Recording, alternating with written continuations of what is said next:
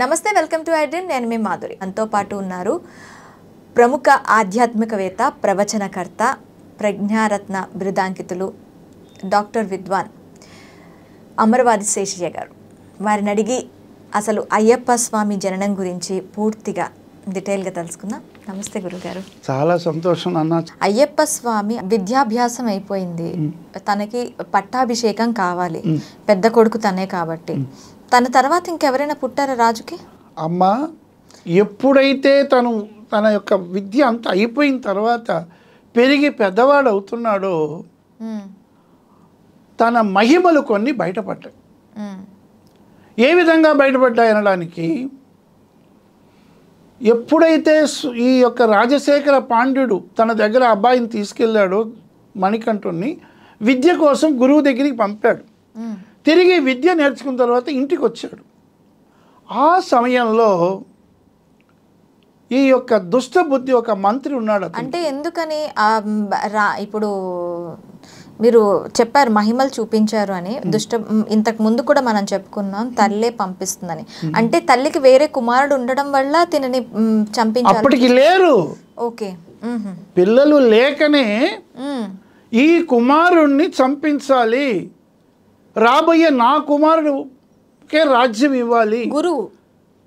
గురువు కాదు, ఈ రాజు దగ్గర పనిచేసిన ఒక మంత్రి, గురువు కూతురుడు గురువు దగ్గర విద్య నేర్చుకున్నాడు, గురువు కుమారుడికి ఇచ్చాడు. అచ్చా, ఇప్పుడు మంత్రి కుట్ర పన్నుతాడు. మంత్రి రాణికి తోడ్పాటు అయిపోయి ఆమెకు నేర్పిస్తాడు. అమ్మ, ఈ అబ్బాయి ఉంటే రేపు పట్టాభిషేకం చేయాలంటున్నాడు అంటావు, రేపు నీకు కుమారుడు ఎవరైనా పుడితే నీ కుమారుడికి ఎవరు ఆధారం లేదు కాబట్టి ఇప్పుడే వీడిని చంపించేస్తాం.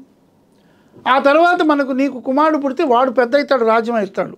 కాబట్టి ఎందుకు నువ్వు అనవసరంగా వీడిని పెంచి పెద్ద చేస్తావు, ఎవడో ఎక్కడో దొరికిన వాడికి మన కొడుక అన్నట్టుగా చెడ్డ అభిప్రాయాన్ని ఆమె మనసులో కల్పించి ఆమెకు ఒక ఉపాయాన్ని పొందుతాడు. నీవు చాలా తలనొప్పి వచ్చిందని చెప్పి బాధపడి పడుకో, నేను అనేక మంది వైద్యులను పిలిపిస్తాను, వాళ్ళందరూ కూడా వాళ్ళ దగ్గర చెప్పిస్తాను. నేను ఈ పిల్లవాడికి ఈ యొక్క తల్లి మా రాణి గారికి ఆరోగ్యం కుదరబడలేదు కాబట్టి విపరీతమైన ఈ తలనొప్పి పోవాలంటే పులిపాలు వల్లనే పోతుంది ఆ యొక్క దీనికి ఆ వైద్యం అని వైద్యుల దగ్గర చెప్పిస్తాడు. ఎప్పుడైతే ఇది రాజుకు తెలుస్తుంది, అయ్యో నా భార్య ఇలా బాధపడుతున్నది కదా అని మంత్రి చెప్తాడు. వెంటనే తను ఏం చేసేది దిక్కు తోచక అనుకునేటప్పుడు ఈ మాటను అంతఃపురంలో నుంచి వింటాడు. ఎవరు? ఈ మణికంఠుడు. నేరుగా తండ్రి దగ్గరికి వస్తాడు.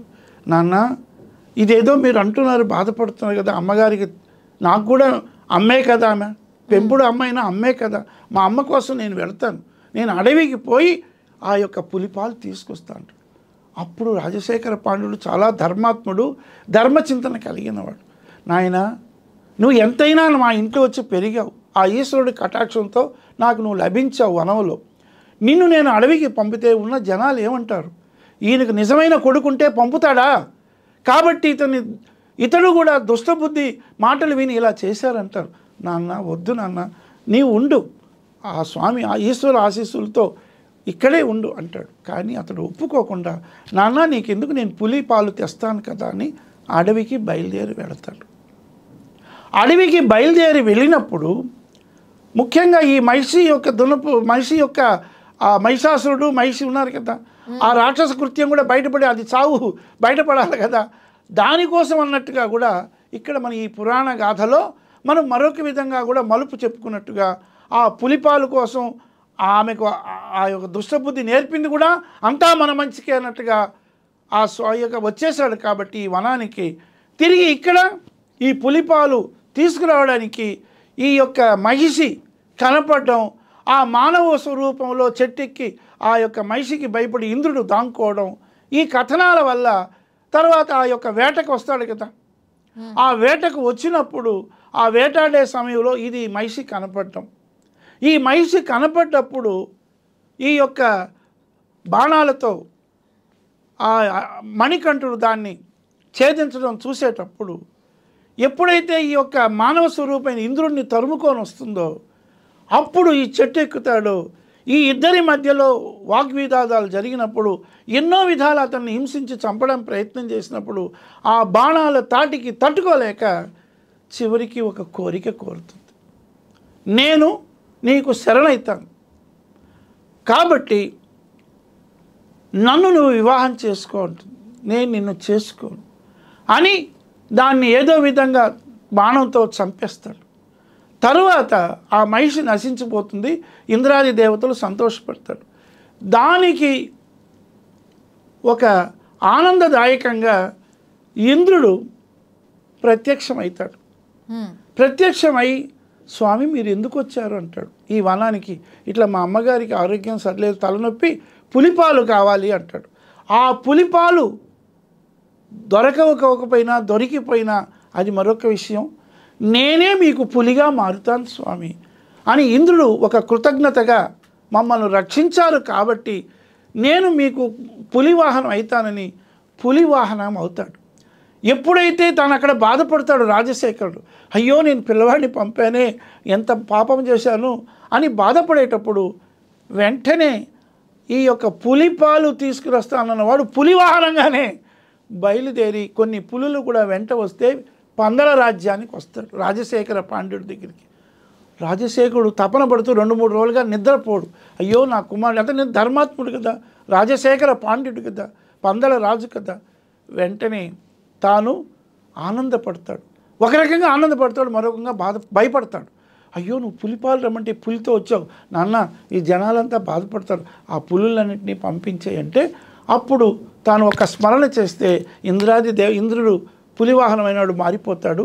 తను ఆ విధంగా నువ్వు ఇక్కడే ఉండిపోనన్నా అంటే అప్పుడు ఆ యొక్క మణికంఠుడు ఒక మాట ఇస్తాడు, నేను ఒక ప్రదేశం చూపిస్తాను, నేను జైత్రయాత్రగా రాజ్యంలో పోయేసి మనకు శత్రువులు ఎవరుంటే వాళ్ళందరి యొక్క గర్వాన్ని అణిచేసి వస్తాను. ఆ జైత్రయాత్ర నుంచి వచ్చిన తరువాత నేను చూపించిన ప్రదేశంలో నాకు ఆలయం కట్టండి, నేను అక్కడ జనారంజకంగా భక్తులను కాపాడడం కోసం ఇక్కడే ఉండిపోతాను అని రాజశేఖర పాండ్యుడికి తను మాట ఇచ్చి జైత్రయాత్రకు బయలుదేరుతాడు. అది నమ్మ మీరు అడిగిన ప్రశ్నకు సమాధానం. ఓకే అండి, థ్యాంక్ యూ గురుగారు. అయ్యప్ప ఇతివృత్తం అంతా కూడాను చాలా కళ్ళకు కట్టినట్టు చెప్పారు. ధన్యవాదాలు. చాలా సంతోషం. స్వస్తి ప్రజాభ్యాం పరిపాలయంతాం న్యాయేన మార్గేణ మహిన్మహీనాం గోబ్రాహ్మణేభ్యో శుభమస్తు నిత్యం లోకా సమస్త సుఖినో భవంతు. సర్వం శ్రీ శబరిమల అయ్యప్ప స్వామి ఆశీర్వాద ఫలసిద్ధిరస్తు. మహావిష్ణు ఈశ్వరాంశ శోభిత శ్రీ శబరిమలవాస సర్వే జనా సుఖినో భవంతు, సమస్త సన్మంగళాని భవంతు. మకరి జ్యోతి దర్శనం ఆనందదాయకం. ఓం శాంతి శాంతి శాంతి.